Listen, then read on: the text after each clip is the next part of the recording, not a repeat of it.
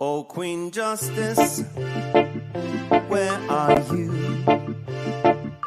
Did they beat you up or no? Lock you underground, take the crown away from you? Oh, Lady Liberty, red, white, and blue. Did they take your dignity with their bigotry? Teach you that you're born to lose. Free or guilty, it's gonna get filthy. Better believe, roll up your sleeves. It's gonna get rough, it's gonna be tough. We all agree, we've had enough. We've had enough Of all the rules you break, We've had enough of all the money you make. We've had enough No more life gets taken. We've had enough. This is a proclamation. It's been 400 years and we're 400 late. Together we stand from state to state. Going back in time won't make America great. We need justice now, people won't wait. Action, no more distraction. Every step we take, we gain traction. If it can happen to one, it can happen to all. United we stand, divided we fall. Free or guilty, it's gonna get filthy. Better believe, roll up your sleeves. It's gonna get rough, it's gonna be tough. We all agree, we've had enough. We've had enough Of all the rules you were breaking. We've had enough Of all the money you were making. We've had enough No more life gets taken. We've had enough This is a proclamation. Free or guilty, It's gonna get filthy. You better believe. Just roll up your sleeves. It's gonna get rough. It's gonna be tough. We all agree. We've had enough. We've had enough Of all the rules you're breaking. We've had enough All the money you're making. We've had enough No more life gets taken. We've had enough This is the proclamation. We've had enough. Trayvon Martin and Tommy Rice. We've had enough. Michael Brown and Eric gonna pay the price. We've had enough. Philando, Breonna, George Floyd. What? We've had enough. So many gone. How can we fill the void? How can we feel We've had enough. void? John Crawford, I know you've heard. We've had enough. Sandra Bland, come on and take a stand. We've had enough. Sean Bell, Sean Bell. what the hell? We've had enough. Freddie Gray, did you hear what I said? We've had enough. This is a proclamation.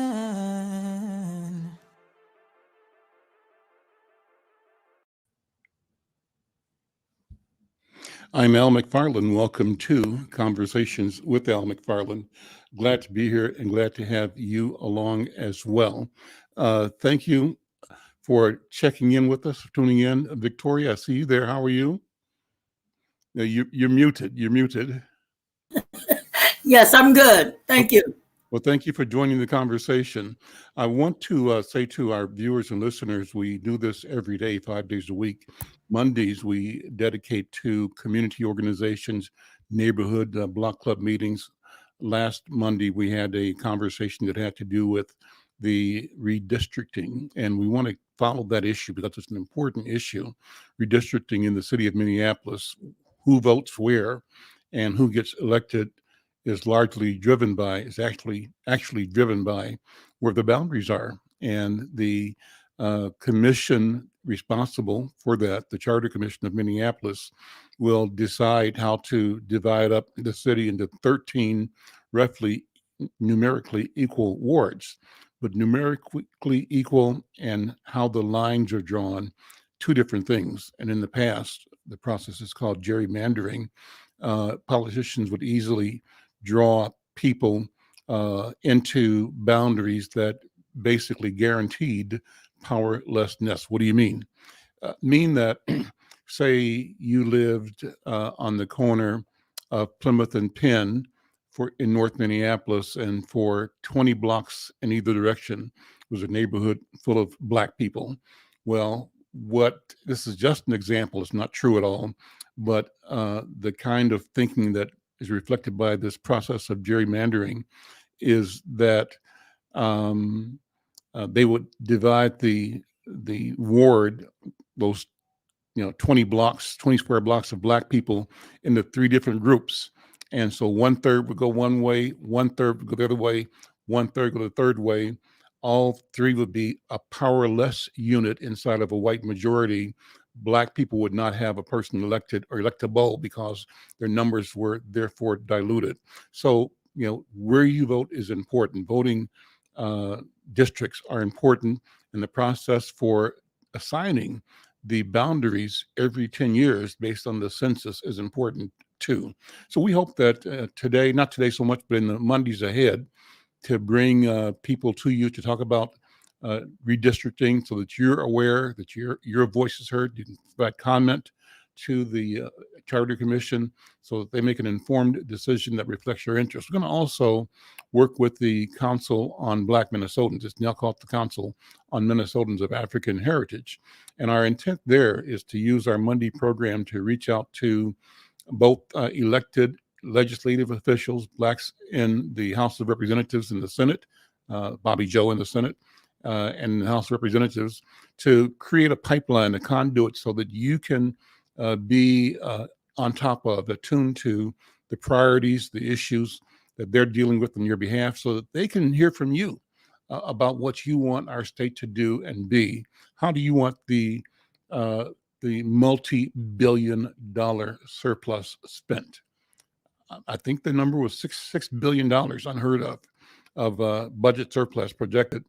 And in years past, if we are silent,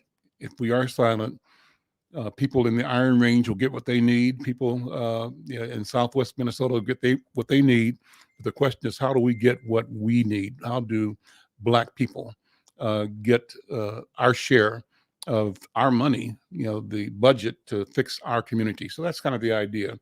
Pleased to have joining me today is Alicia D. Smith. She is the executive director of Corcoran Neighborhood Association, a former YMCA official and a successful candidate in the last election, running for the Minneapolis Park Board at large. Alicia, how you doing?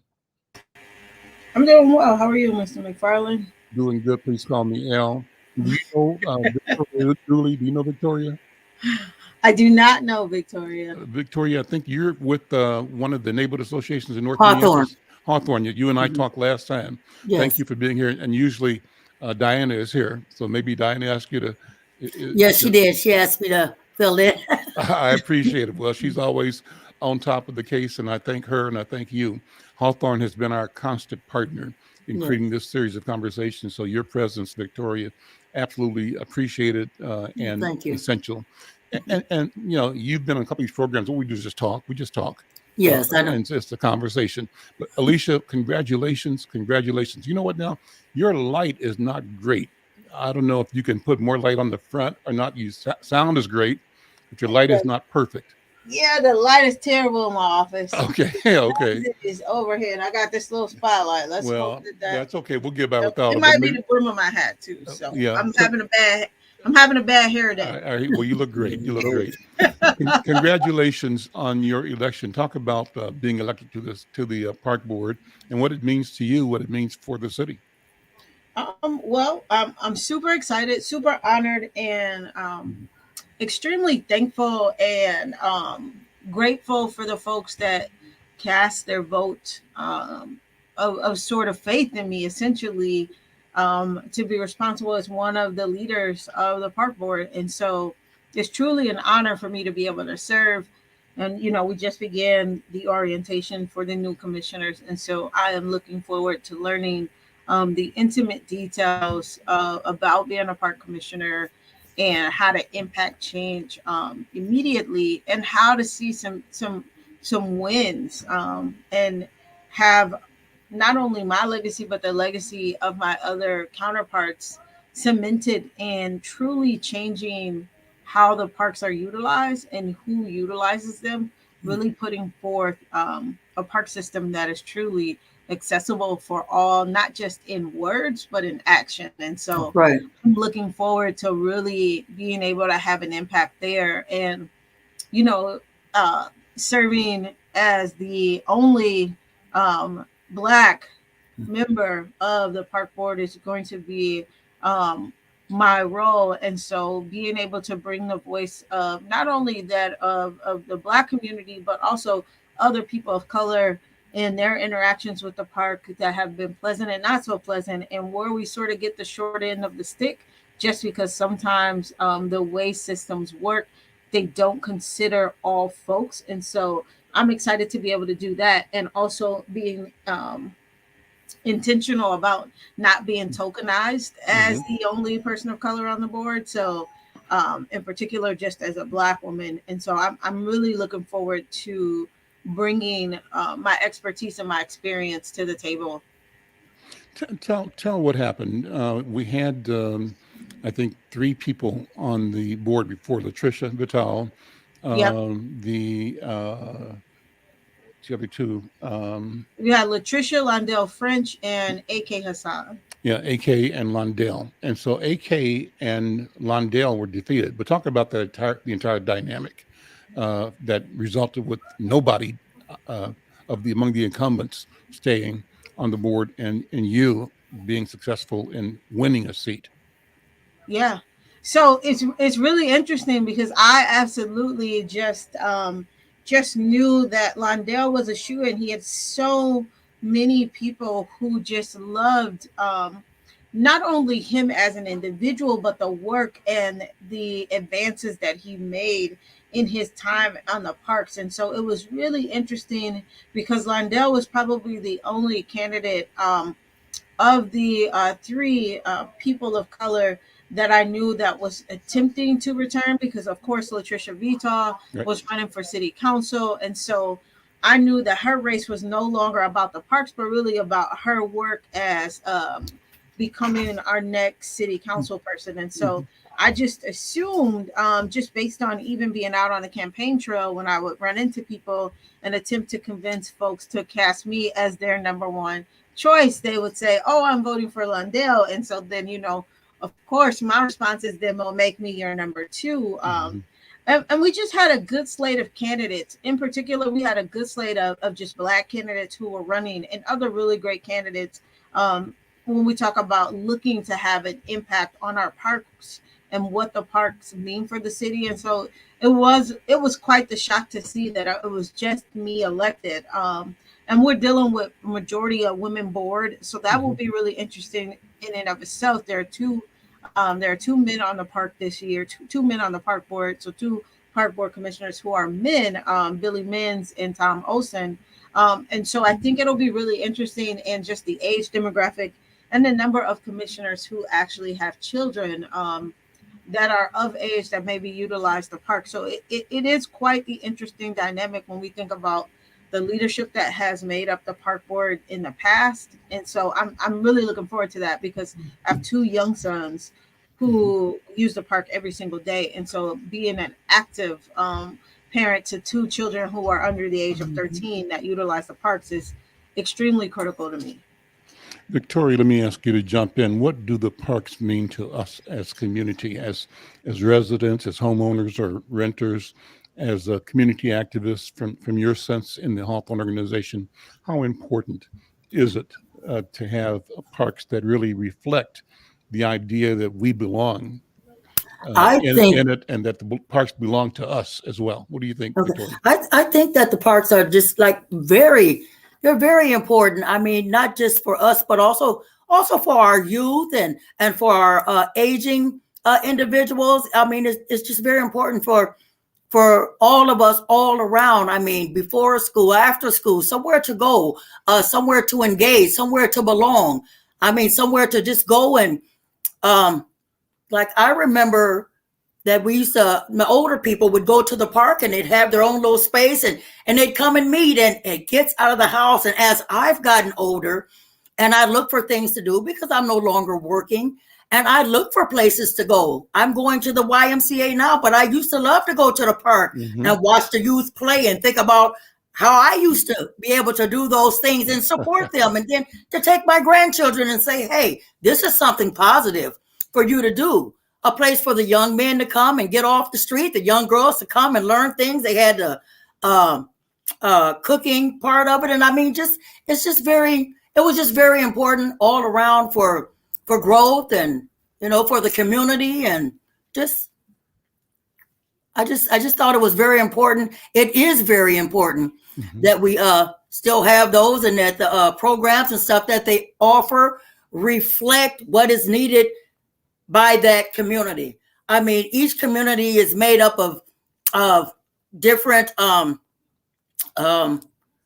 races of people, and so we kind of, our cultures differ, and so we have interest in different areas. So it's very important to me that those parks reflect the needs of those communities, what's needed in those communities, and offer that. It's very important that those that are over the parks, like on the park boards, know these things and know what we need, so that they know how to get it to us. It's very important to know what you need, opposed to this whole big scope of this, that, or the other, to kind of more individualized. Like working with Diane, she says, well, they focus on parks as a whole, but we have to customize our park to what is needed by the people in our community and let them know. And so that's kind of what's important. That's very important to me. Also, I learned that working with her, because I always thought of just us, but it's not just us. It's all of us. Right. And so, and I mean, when we all have what we need, we all work better together, because we're happy. We're not pulling and pushing on one another, because all of our needs are being met. So it's just important to me that my community has what it needs in its park, as it is for those over South and the Latino, or those over, that they're also in the Somalian communities, because we're all needing different things. We all have some of the things that we need that are the same, but we also have things that are different. And we need to be able to express that to you all, so that hey, this is what this, and so that everybody is not just put in one big clump, but everybody is getting also those individual needs met as well.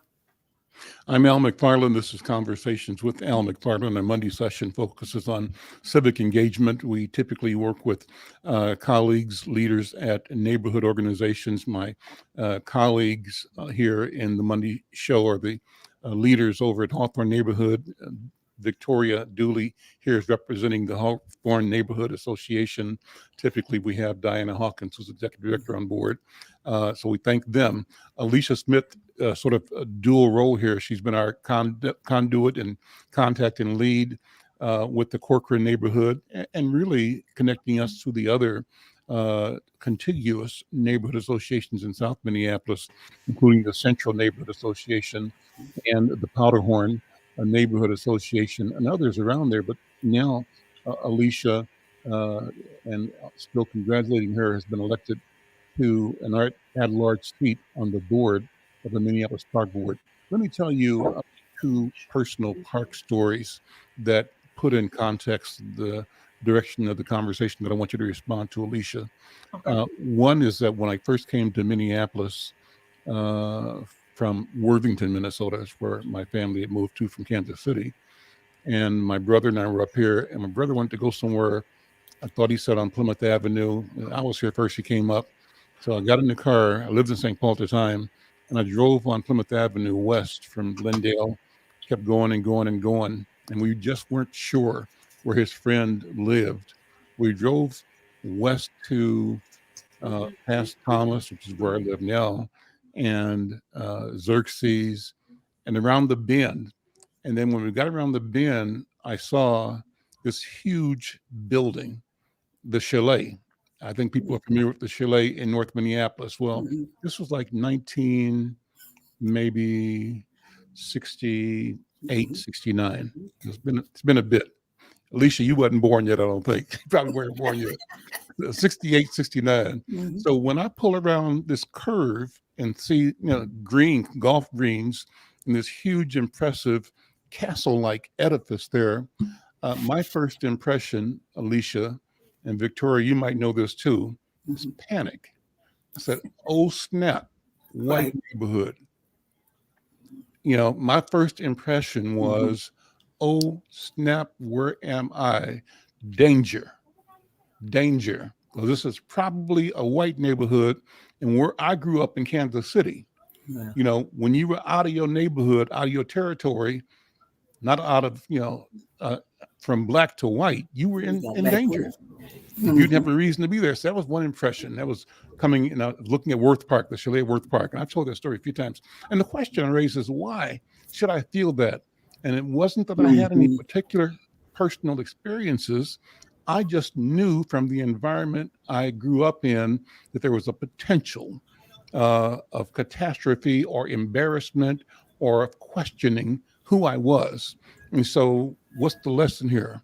The lesson is, how come a 23, 22, 19, 21-year old Al McFarlane did not feel a sense of ownership, Hmm. a sense of empowerment? Mhm. Why did I not feel that this could possibly belong to me and that I could exercise lordship, control, access Right. freely? So that's the question Mhm. number one. The question number two, story number two, is back to Kansas City. When I grew up in the neighborhood I grew up in, 28th in Brooklyn, 32nd Indiana, but in my grade school years uh, and family years, we had certain days that we could go. Two things: certain days they would allow us to go to the amusement park. They would allow the schools, the black schools, to take busloads of kids out to Fairyland, like Valley Fair. But one day a year, that was the Black Day, and we went two or three times when I was in elementary school. But by the time my group was in seventh, eighth grade, we were moving into the protest area, and we said, you know what? If we can't go here every day, we ain't going at all. We started boycotting the Fairyland. So that was one thing. But the second part of the story is that I just remember growing up, and the big park in St. Paul that's like the Worth Park system here, or the Como Park system here, it's called Swope Park. And Swope Park had one shelter, shelter number 5, where all the black people went all the time and where you felt comfortable and safe. But there were probably 20 other shelters, that we were not safe at. So I'm saying all that to talk about the context. Where are we now? And how do Mhm. we create, Alicia, a system that genuinely tells and demonstrates to every citizen of our city, you are the owner here.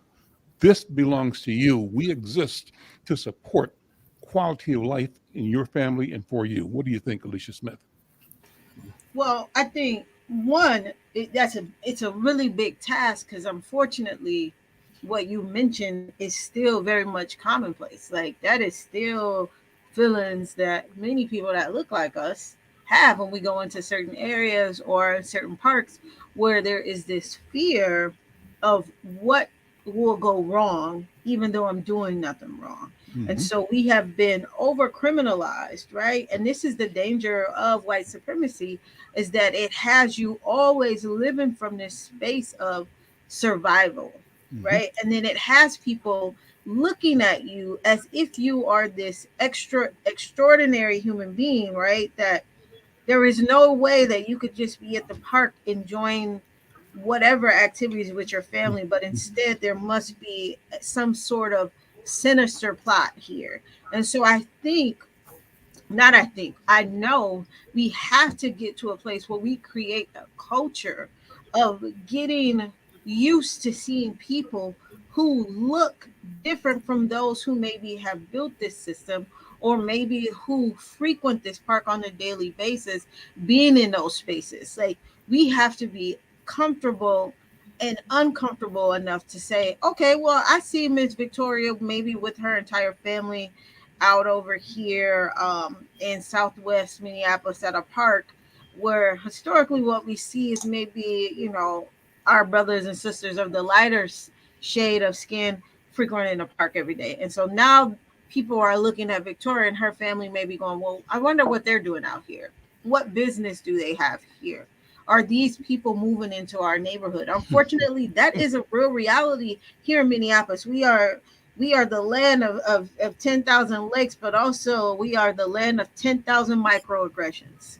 And so we must realize that. And so I think what we have to do is continue to stress the importance not only to the staff, but also to one another. Like, we have to acknowledge the humanity in one another. And the problem is that people that look like us, this is unfortunately an exclusive thing that Black people wrestle with, is that people don't look at us and see our humanity first. We suffer the isms from every angle. We certainly fight alongside lots of people, and we certainly have proven many a times that we are committed to humanity existing. However, we have not been given that same level of grace. And so we must, from a systematic perspective, build that out in our culture to make it so normal as when you walk into a business that someone is greeting you, that this is normal, whether you've never seen a Black person at your park or out at these skiing at these, these hills, or tubing, or at this park or wherever. We have to normalize people who maybe look different than those who have everyday usage, and those who may be experiencing and exploring, because the park system is for all of us. It is to everyone's benefit. It is to the health not only of the individual using it, but also to the health of our cities. It's right. so critical. That's right. Let me read a couple of paragraphs from a Star Tribune article on the election. And this one happens to talk about Tom Olson in particular. Quoting him, I'll share what the author's name was in a minute. Open quote, "Obviously, we are very white, and barring me, I think fairly old. So in some ways, we aren't representing a lot of important demographics in the city," said incoming at-large Commissioner Tom Olson. "That's something I'm very conscious of." The article goes on to say Olson won his first shot at elected office after working several campaigns behind the scenes. He's an environmental advocate who intends to resurrect the Hiawatha Golf Course Master Plan, a water management strategy that was scuttled after members of the Black community rose up in opposition to reducing the historic 18-hole course to 9. That's flashpoint one, I think. What's going to happen there? I mean, you walking into a hornet's nest, I believe, or not you, but they are. And so the question is, here's the big question. You mentioned, was it 9 commissioners? 7? Yes. 7 women, 2 men. Mm-hmm. 8 whites, 1 person of color, 1 Black woman. You. So what are your thoughts about what we will discover about allyship? This will be the supreme test of allyship, I believe, because as a skeptic, this is Al McFarlane, a skeptic and a critic of the strategy, my skepticism says that white people gonna be white before they anything else. And I can't count on white people to do what's right because it's right to do. I count on them to do right when they have to, when they're forced to, when they have no other choice. But given no other choice, they will not do what is right for the entire public. They sacrifice our interest. And as you said, Alicia, they have trained themselves not to recognize that we are humans, human beings. So how are you going to navigate this question of creating alliances, strategies that depend on allyship, white people siding with you and your point of view? And ought we expect something different from white women rather than from white men? Big question. What do you think? Oh, that is a question, Mr. McFarlane. You're not taking it easy at all. I think, and I know that unfortunately this is very commonplace. I can't say that I've been in a space where I have yet to be the only. And so I've learned the hard way how to navigate these spaces when we are low in numbers and low on humility, um, that impacts the broader community. And so I don't think that I would not say that we could expect anything different from white women than we can from white men. I think that the danger of white supremacy tells us that this is embedded in who they are. And so the question then becomes, how many people are willing to fall on their swords for the greater good of humanity? And that is where I'm going to be searching for alignment with my fellow commissioners, is that, are you willing to fall on your sword to advance racial equity and access when we talk about the parks and the system, and not just serve lip service because it sounds good and it's the right thing to say, and you don't want to be seen as a racist, right? Because there is nothing more offensive than to be called a racist. People, you can call folks all sorts of nasty Mhm. words, but you say that R word, it's like they've died. And so the reality of it is that we have to figure out who's willing to fall on their sword. And that's true allyship. Like I'm not looking for anything else. I don't want anything less. Like I want you to fall on your sword to say, these communities have been wronged, and so wrong that they no longer are even on the narrative. Like we say it in words, but we do not display in action. Right. And that's what we do a lot of here, right? It's buried in Minnesota Nice, or we buried it in diversity and inclusion, but we don't really have action behind it. And so really I'm looking for action. And I think the quote that you read by Thomas, one that like I've been sandblasted with by lots of reporters, like, well, what do you think about this? Well, I think that Tom Olson is 27, and at 27, someone who's worked with elected officials for most of their career and sits on the People of Color Caucus feels a certain type of way, and that perspective isn't wrong. Like the board is very white, and by all means older, and because at 27 he's the youngest. So and so there, even there's a significant gap between he and I in terms of age. But at the end of the day, you are still a young white male. Predicated, your success falls on the very same things that you are saying that you're fighting for.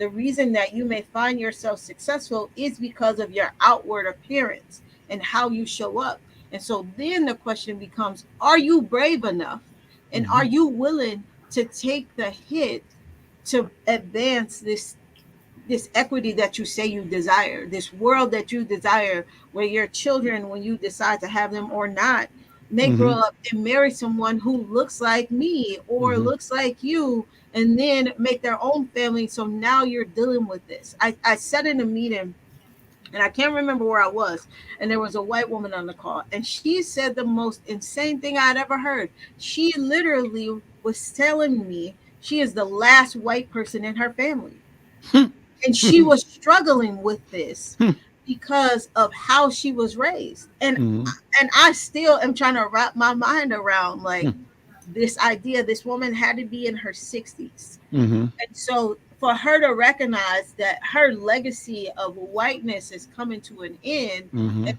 now she has this multiracial family, was hard for her. She loved her children, her grandchildren, but she was struggling with being the last living white person in her family. That's And amazing. that in and of itself is telling for so many reasons. And so I think that when we talk about having allies, it's not just about being my ally on paper or standing beside me at a protest.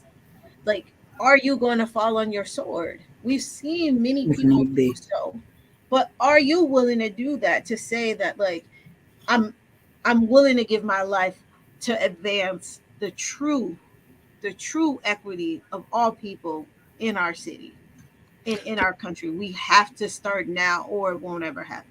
Take a minute, if you would, Alicia, Commissioner-elect Alicia, and and sort of unpack to the degree you're able what the issues were with the golf course.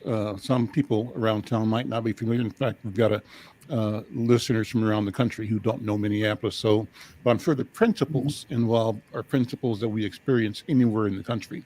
Yeah. If you can unpack that, and then you might want to also think back to the controversy that preceded it, and that was the controversy around the Martin Luther King Park and the effort by some progressive community members to create a dog park inside the Martin Luther King Park, and how that met with resistance from the Black community. So talk about Yeah. both things.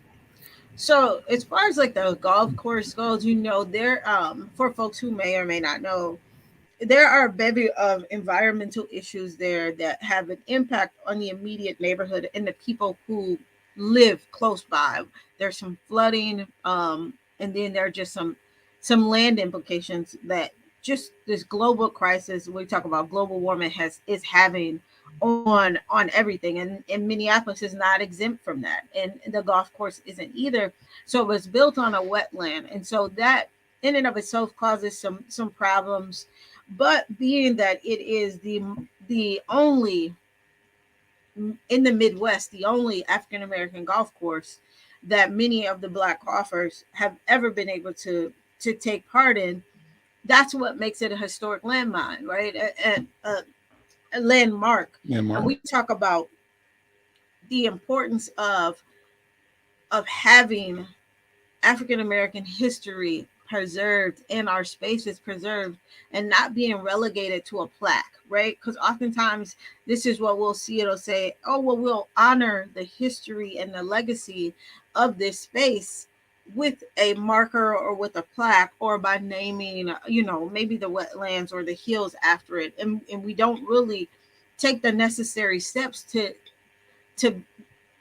truly honor that legacy and to truly be about our commitment to equity with action, right? With land. And so there are remediations that can happen to help cut down on the flooding and the other impacts that the golf course has as a result of rain and what we get 6 months out of the year, snow all the time, that we can do. There are certainly ways that we can do that and still maintain the original 18 holes of that golf course.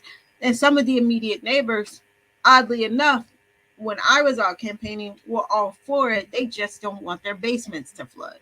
Mm-hmm. And so they would like to see some remediation there or to have some guarantees there. And then we talk about the pollution and the trash that gets down in the lake. And so there's a bevy of things that are going wrong, but there are also a bevy of solutions that many people in our communities that are much more well versed on these things than I am have put forth or offered to try on a trial basis. And so really some of it is about manpower and cost.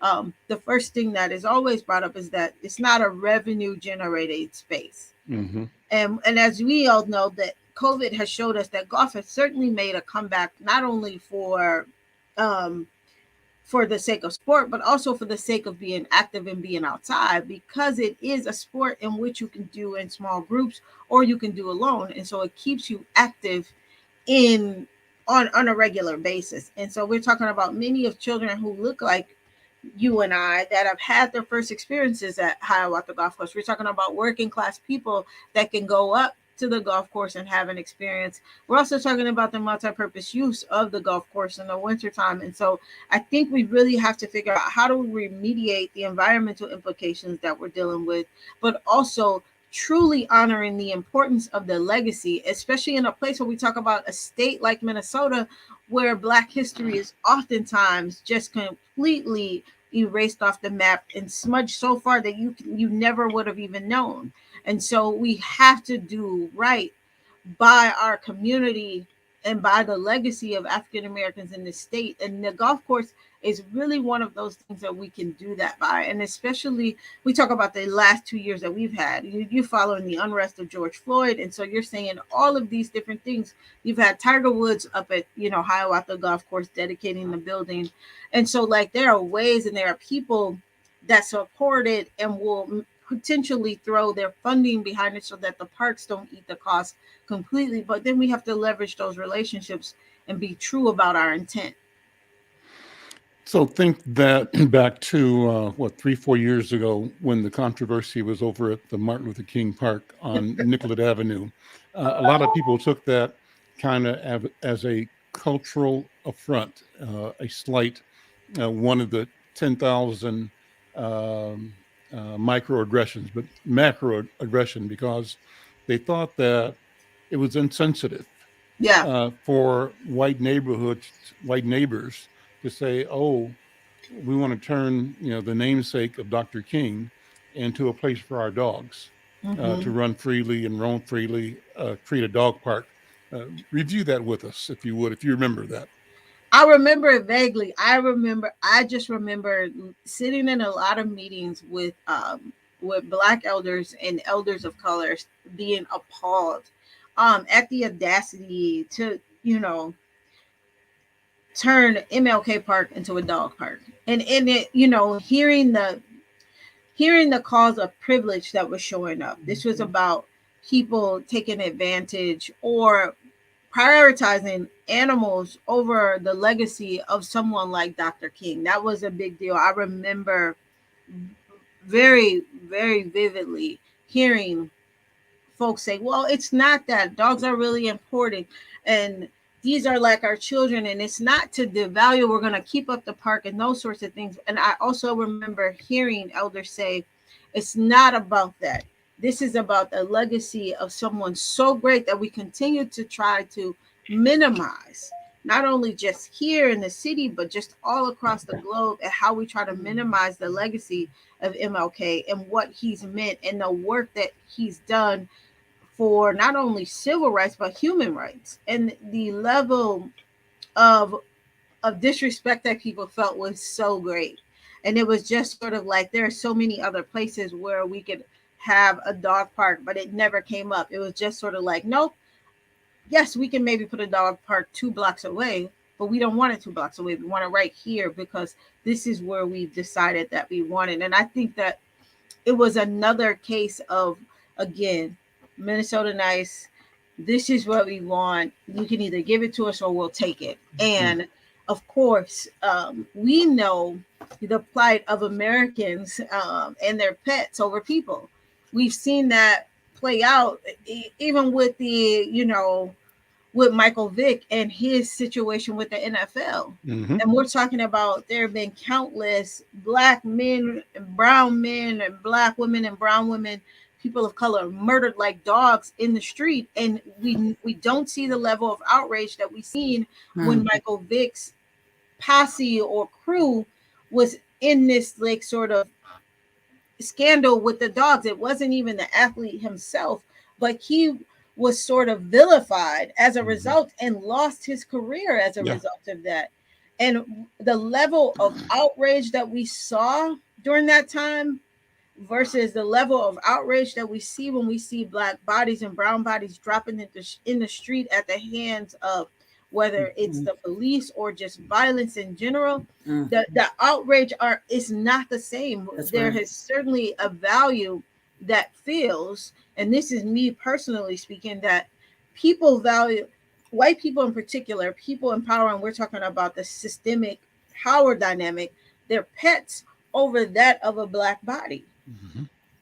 There is no comparison in my eyes, whether it's a little, white baby, brown baby, Black baby.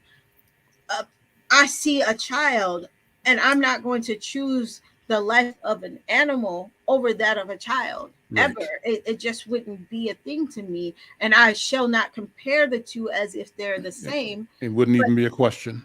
But I am also not a pet owner. And so, so people who say those things, I can't immediately identify as a parent, and just as a human being, I can't see myself comparing the lives or the treatment of the two the same. But yet every single day we do, and we see the value, and the scales don't tip the same. They don't tip the same.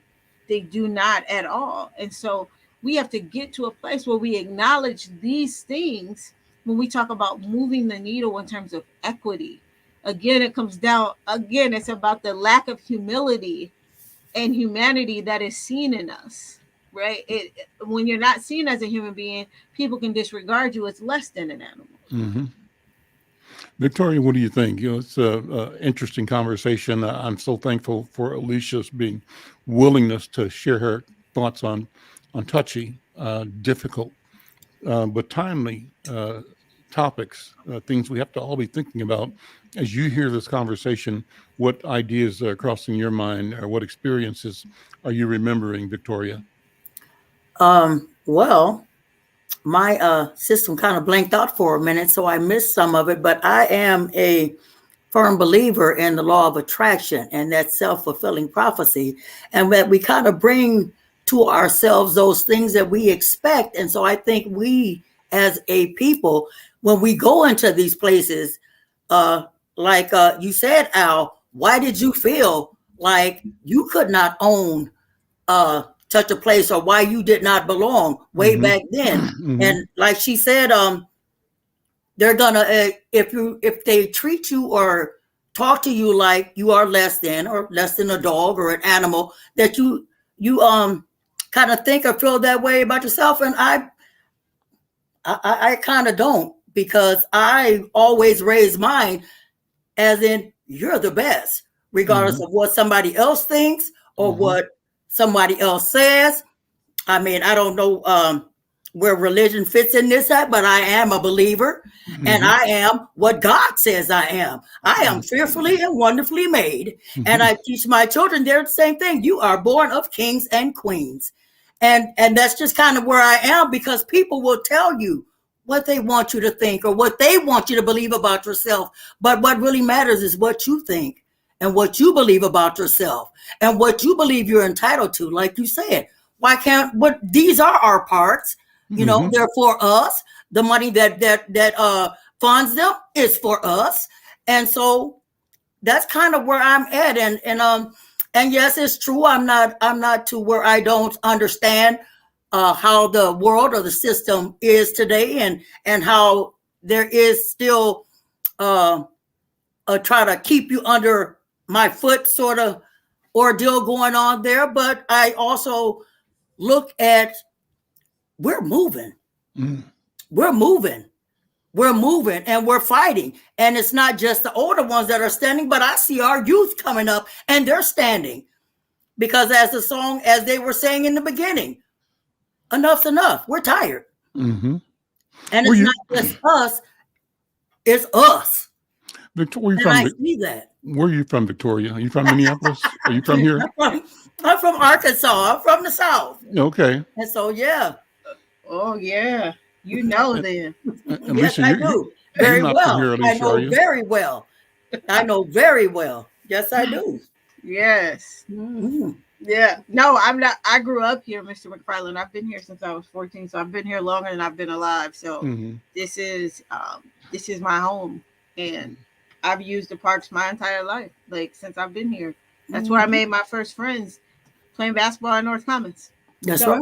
I think it's like, it's so critical. I do think that we are at a pivotal time as a city, and I think that when we talk about the election that just occurred and the fact that this city council has 2 years, and we have now like one of the most powerful mayors across the country with his newly appointed powers, we are at a place where we literally can make significant change to the lives of not only the people of color in the city, but to the policies that impact the people of the city.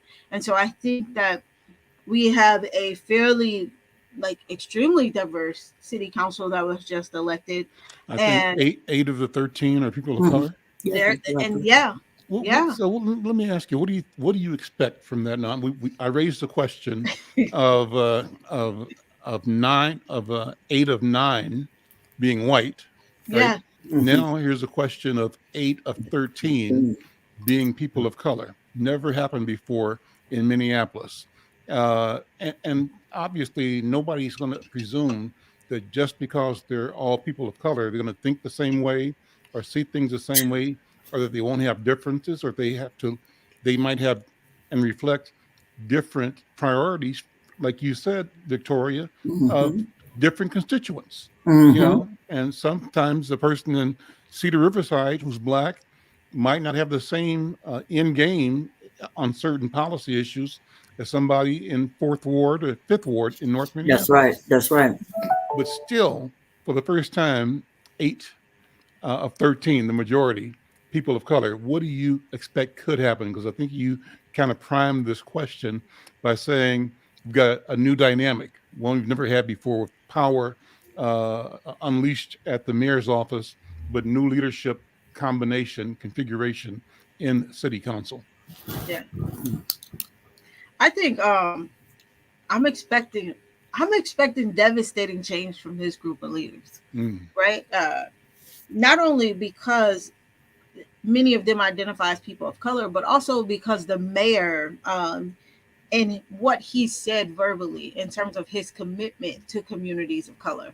And so I think that when you have such a diverse group of people who will not at all think the same. Many of them will have different of opinions, even those that agree on many things, that have different strategies to get it done. Mm-hmm. But Mm-hmm. I think the commitment to actually getting it done is what I'm looking forward to from this group as they build their relationship with the mayor.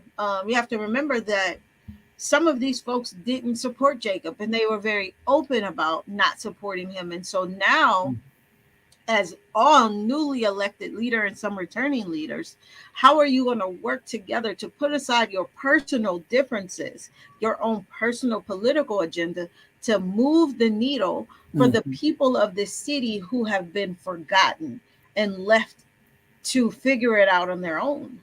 How do we do that with the new dynamic that the mayor has all of this power, and essentially as a new city council member, you can't even really carry on a conversation with the department head?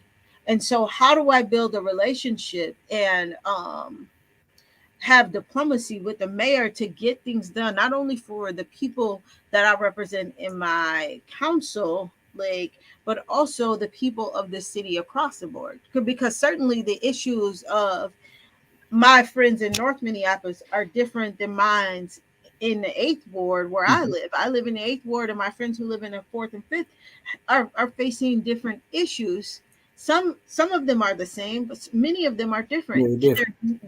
Their need is immediate. They need Mm-hmm. to see immediate like ramifications and immediate like remediation of certain issues. And so I'm looking forward to them finding a commonality of advancing the people, in particular people of color who have had it extremely terrible. With the fact that Minneapolis and St. Paul continues to fall in the top three of every deficit type of model Wow. for anything as it relates to people of color continues to baffle me in such a rich place. And so I expect that city council will be able to address some of these things and put some actual policy in place, but to go a step further than policy, to actually put the dollars behind it, because we know That's there's right. been a great disinvestment in these programs and in these policies. So now I'm looking for the money to flow through so that the work can actually be done. How old are your sons, Alicia? I think you lost you're frozen. Maybe to refresh your camera. If I get Alicia back, but I'll talk to you, Victoria. I was interested in the train of thought about being a person of faith and what that meant and how you imparted or trained, invested in your children, an idea that sustains them, right? And that validates your sense of dignity and your sense of equity. And so I want to close with that discussion and ask two things. Just ask you, Victoria, to talk more about that. How and look at what you have done with your children, but also look at the crisis we have in our community Mm-hmm. with young people, uh, being, well, some of them feeling left out and Mhm. becoming criminalized, Yes. at the same time, maybe we're giving too much attention to that and not enough attention to all the broad number of other successful, positive-minded children. How do we not look at the crisis bound children? And let me say this the right way. We have to look at them. That's right. We have to work with them, but we cannot forget everybody else. And we can't let the crisis be the definition for the entire class, because it's That's not. right. That's right. So I'm asking you that as a parent, what your thoughts are. And I asked you before your screen locked up on us, Alicia, how old are your boys? And how do you do that as a parent? How do you do that? Keep them centered and positive and protected, but also believing in their own right and responsibility to exercise both sovereignty and equity in our society. Victoria first, and we'll close with Alicia. Well, I guess I was raised that way myself. Like I said, I was from the South, and I saw a lot of racial inequality there. I mean, coming up, it was when my mother moved us up here, up further to the north, that, you know what, I didn't really even know any Caucasian people. It was predominantly African American in my neighborhood. Mm-hmm. But I also knew that the big were you in Little Rock? Were you in Little Rock or somewhere else? That's right. You know it. Little Rock, and then a small town named Wilmot. If you blink, you'll miss it. But yes, like I said, my mother raised us up in the church, and so when I had children of my own, I raised them up in the church, and of course, you know, they get away from it, but they remember.